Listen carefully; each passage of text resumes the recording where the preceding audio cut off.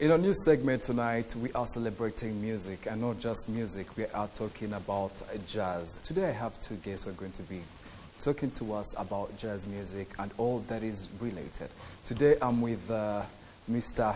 Remy Lubega. How are you doing? I'm fine. And last but not the least, we are also with Isaiah Katumwa, self-taught jazz artist, and more that I could say, but he's here to say that himself. You're welcome. How do you feel to be in Kigali? It's always awesome. It's not the first time, but it's always awesome and humbling that I'm invited to be in Kigali. Mm-hmm. Yes. Yeah, we've heard so much about you and your accolades. If you're in military, I believe you'll be a general. Do you believe that? Well, no. Unfortunately, in music, it's the fans that say it now. Whoever fan is excited, the more they're excited, the more they're going to give you the highest fun. The highest. Yeah. It's humbling. It's always humbling to hear that. Because we always try, as an artist, you only strive to do your best and give your best. And when people appreciate it, it's just exciting and humbling too. Yeah. Splendid. We shall come back to that. Now, Remy, you're here on Remy's invitation and Neptune's band. How did you think of coming up with an event to celebrate music, and not just music, celebrating jazz? Well,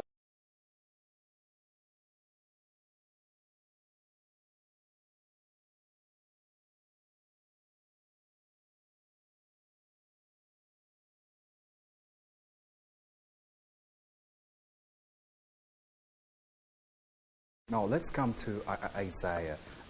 From your profile and what we've heard about, you taught yourself jazz. How did this begin? And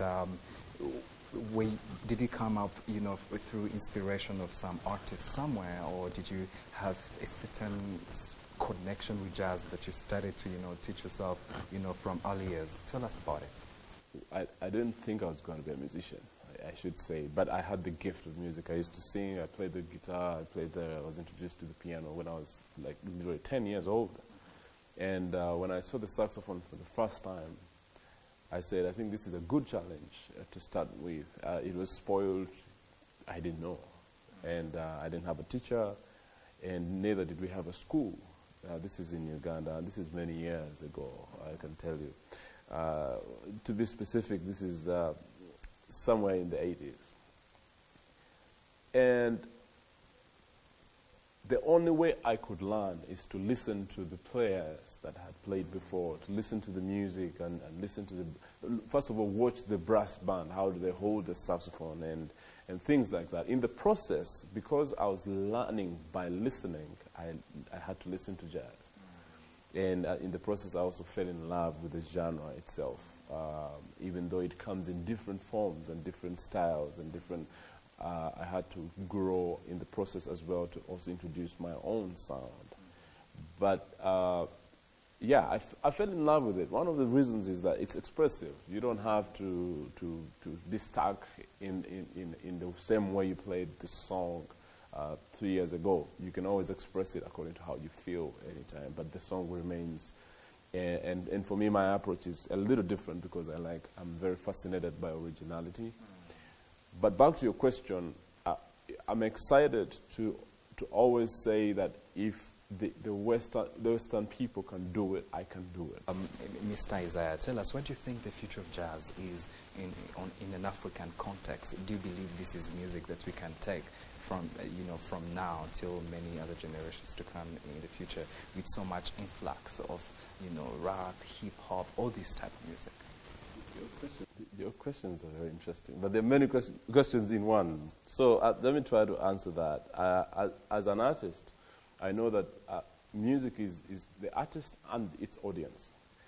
And both of us have responsibilities in terms of taking it to another level. My part as a musician, especially with the responsibility of having a certain level of influence here in East Africa, is to encourage the upcoming, encourage the future of what I'm doing. I'm never going to be just by myself. And this is one of the reasons why I'm here, is to encourage and support. And me too, being from East Africa, I've had the same kind of support from legendary people like the Jonathan Butlers, the Hugh Masekela, who I've grown up, admiring, and now I call friends. If we take this trend into the young people coming up, and these young people also do the same for the ones that are coming up, I know that there's a future. Secondly, we in Africa, we have thought so much small. We buy the Western things, but we never sit down to ask our questions that does the West buy what we do? And there are many things that limit us in terms of quality, expertise, understanding of what we're doing, many things that influence that. I think that with what we are carrying and what we are doing, we're giving examples that we're supposed to be thinking about the world. And I'm happy to say that when I see my songs this year on my new album, where they're on charts in the US, without me understanding where even the radio stations get this music, it shows that there's a great future. Even the welcome that I'm getting from Grammy Award-winning artists in the US and friendship, it shows that there's a great future for the music in Africa. So that should answer the question that yes, definitely, there's a great future. Africa has a challenge because we have many tribes, many countries, many sounds, you know. So it is harder to consolidate a sound that will be unified as an African jazz sound. But that's still a strength because all the rhythms that we have, the world doesn't have, and that is all wealth. So based on that, we have a great future in jazz. I'd like to ask Remy, do you believe the Rwandan people, leave alone these other people that are going to be coming to the concert, do you think the Rwandan people, you who has been in the market, have an affinity with jazz? Yes, I greatly think, because there is a great audience that is responding. Okay, we might be calling it the people who have been maybe in the diaspora and they're back. But we've also tested the artists themselves. We've given them a platform. We host one of the Jazz Junction featured Kipeti. Yeah, Kipeti, Kipeti is the father of classical, Afro-classic music.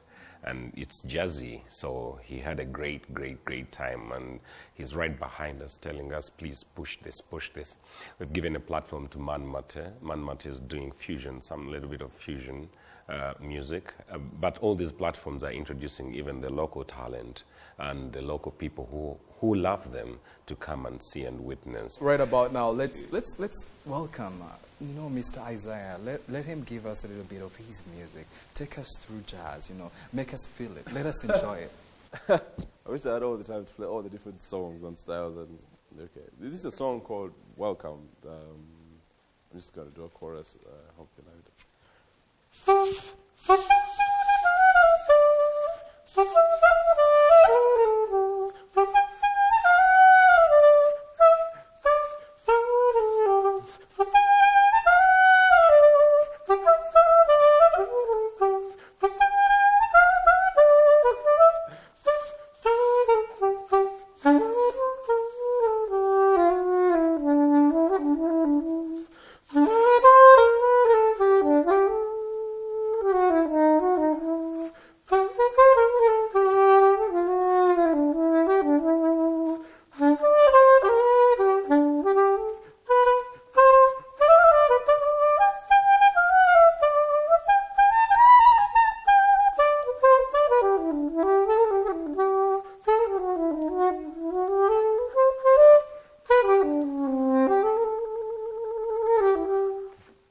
I really appreciate your time and you passing by to us about this type of music, this type of genre that is not so accustomed to so many people, but yet again very influential on an international and African level. I would like to also thank you, Remy, for thank you.